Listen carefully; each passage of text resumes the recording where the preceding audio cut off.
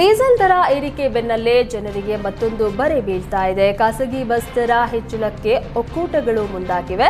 Diesel ಬೆಲೆ ₹2 ಹೆಚ್ಚಳದಿಂದಾಗಿ ಖಾಸಗಿ ಬಸ್ಗಳಿಗೆ 18,000 ಹೊರೆ ಆಗಿದೆಯಂತೆ. ಶಕ್ತಿ ಯೋಜನೆ ಬಳಿಕ ಸಮಸ್ಯೆ ಬಗೆಹರಿಸುವಂತೆ ಮನವಿ ಮಾಡಿದ್ರು.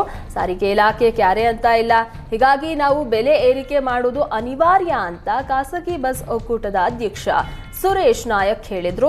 18 ಜಿಲ್ಲೆಗಳಲ್ಲಿ 8,000 ಖಾಸಗಿ ಬಸ್ಗಳಿವೆ. ಹೀಗಾಗಿ ಡೀಸೆಲ್ ಟೋಲ್ ಏರಿಕೆಯಿಂದ ಬೆಲೆ ಅನಿವಾರ್ಯ ಅಲ್ಲದೆ ಸರ್ಕಾರ ಸಹಕಾರ ಕೊಡದೇ ಇದ್ರೆ ಸಂಕಷ್ಟ ಗ್ಯಾರಂಟಿ ಅಂತಿವೆ. ಬೆಳಗಾವಿಯ ಶಾಂತಿ ಕೆಮಿಕಲ್ ಫ್ಯಾಕ್ಟರಿಯಿಂದ ಕಂಟಕ ಎದುರಾಗಿದೆ. ಕೆಮಿಕಲ್ ಫ್ಯಾಕ್ಟರಿಯಿಂದ ಅಂತರ್ಜಲವೇ ಕಲುಷಿತ ಆಗಿದೆ. ಬೆಳಗಾವಿಯ 4ರಿಂದ 5 ಬಡಾವಣೆ ಜನರಿಗೆ ಕೆಮಿಕಲ್ ಮಿಶ್ರಿತ ನೀರು ಬರ್ತಾ ಇದ್ದು ಜನರ ಜೀವಕ್ಕೆ ಸಂಚಕಾರವಾಗಿದೆ. ಬೋರ್ವೆಲ್ ಬಾವಿಯಲ್ಲಿ ಕೆಮಿಕಲ್ ಮಿಶ್ರಿತ ನೀರು ಬರ್ತಾ ಇದ್ದು ಶಾಂತಿ ಕೆಮಿಕಲ್ ಫ್ಯಾಕ್ಟರಿ ವಿರುದ್ಧ ಸ್ಥಳೀಯರು ಆಕ್ರೋಶ ಹೊರಹಾಕಿದ್ದಾರೆ. ಕಲುಷಿತ ನೀರು ಸೇವನೆಯಿಂದ ಚರ್ಮ ರೋಗ ಸಮಸ್ಯೆ ಸೇರಿದಂತೆ ಕಾಯಿಲೆ ಬರ್ತಾ ಇದ್ದು ಸಮಸ್ಯೆ ಬಗೆಹರಿಸುವಂತೆ ಪಾಲಿಕೆ ಅಧಿಕಾರಿಗಳಿಗೆ ಒತ್ತಾಯ ಮಾಡಿದ್ರು. ಅಲ್ಲದೆ ಫ್ಯಾಕ್ಟರಿಗೆ ನುಗ್ಗಿ ಮ್ಯಾನೇಜರ್ ಸೇರಿ ಹಲವು ಸಿಬ್ಬಂದಿಗೆ ತರಾಟೆಗೆ ತೆಗೆದುಕೊಂಡ್ರು.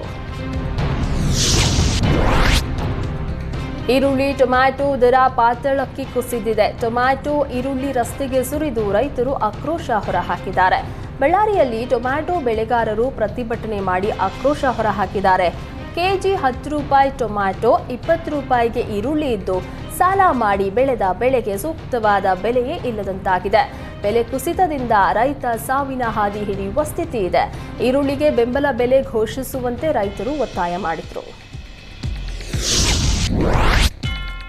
ಬಿಜೆಪಿ ಜನಾಕ್ರೋಶ ಯಾತ್ರೆ ನಂತರ ಜೆಡಿಎಸ್ನಿಂದಲೂ ಸರ್ಕಾರದ ವಿರುದ್ಧ ಸಮರ ಸಾರಲು ಮುಂದಾಗಿದ್ದಾರೆ.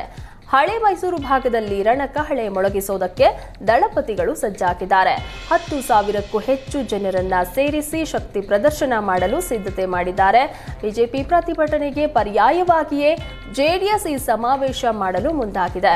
ಹಳೆ ಮೈಸೂರು ಭಾಗ ನಮ್ಮದು, ಬಿಟ್ಟುಕೊಡಲು ಸಾಧ್ಯವೇ ಇಲ್ಲ ಅಂತ ಕೇಸರಿ ಪಡೆಗೆ ಸಂದೇಶ ನೀಡಲು ಪ್ಲಾನ್ ಮಾಡಿದ್ದಾರೆ.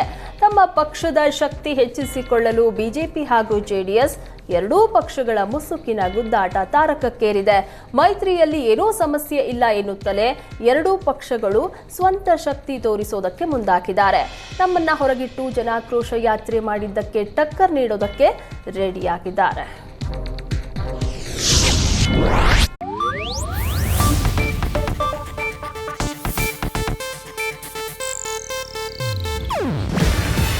ಇದು ಏಷ್ಯಾನೆಟ್ ನ್ಯೂಸ್ ನೆಟ್ವರ್ಕ್ ಪ್ರಸ್ತುತಿ. ನೀವು ನೋಡ್ತಿದ್ದೀರಾ ಏಷ್ಯಾನೆಟ್ ಸುವರ್ಣ ನ್ಯೂಸ್.